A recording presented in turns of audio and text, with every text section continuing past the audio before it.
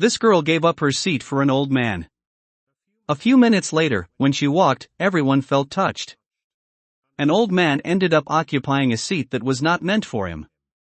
However, when he found the seat belonged to a girl, what she did for him left all the fellow passengers in tears.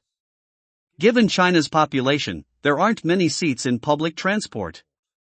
Public tickets can be purchased at the counters without a seat reservation. You can board the train with a general ticket, but you'll probably have to stand the entire time or perhaps sit on the floor.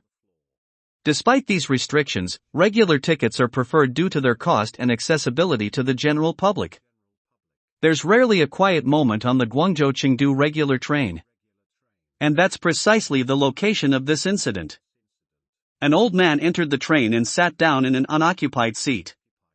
He informed his neighbor that he had bought a general ticket and wished the seat's owner wouldn't show up. The poor man could not have stood the entire distance to his destination due to his advanced age. No one seemed to claim a seat as the train departed the station. Numerous passengers were positioned in the aisle. A female who looked to be in her early 20s was one of them. People were crowding into her, and she was having trouble standing comfortably. The elderly man saw what she was going through and understood how hard it was for her to stand on the rushing train. He inquired about the girl's stop distance, feeling worried. With a smile, the girl told him she was okay and that it would take her around 7 hours to get there. The girl was provided his seat by a concerned fellow traveler.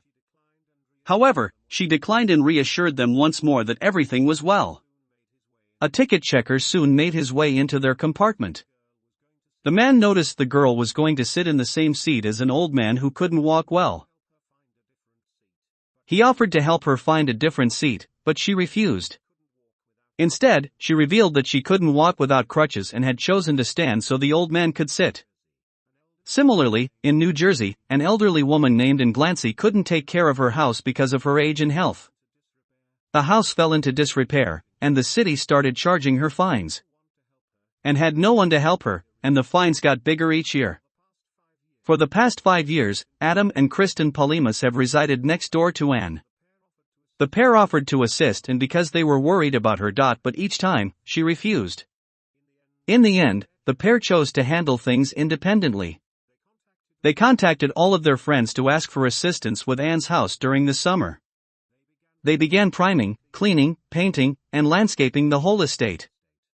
About 25 neighborhood residents offered their assistance.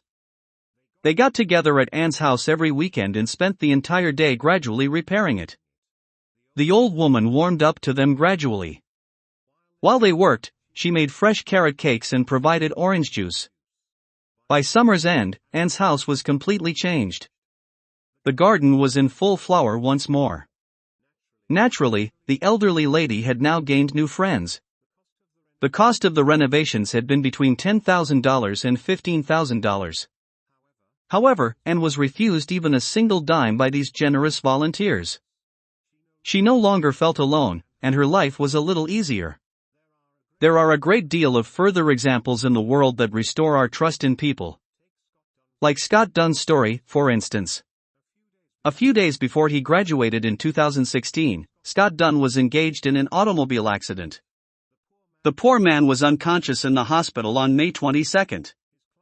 His class's graduation was scheduled for May 25 at his school. Scott began to heal a few days after graduating and became conscious.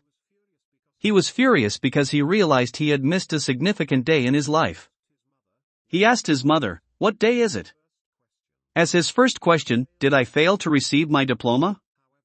However, Scott's friends and school made the decision to support him. The school director began organizing things as soon as he learned that he was getting well. Scott was eventually allowed to leave the hospital. The school told him they had something special in store for him. It was an intimate graduation event. The children in the school made every effort to make it happen. They planned the clothing, the ceremony, and the congratulations to give out a single diploma. His friends all went back to school and made new arrangements. Scott approached the stage to pick up his diploma. At that point, every student in his class rose to applaud him and raised their caps. Scott later said that he had run out of ways to thank his school and each and every one of his friends. These tiny deeds of compassion and kindness are what improve the quality of life in the world. How do you feel about these stories? Have you ever encountered any decent deed for which you are appreciative?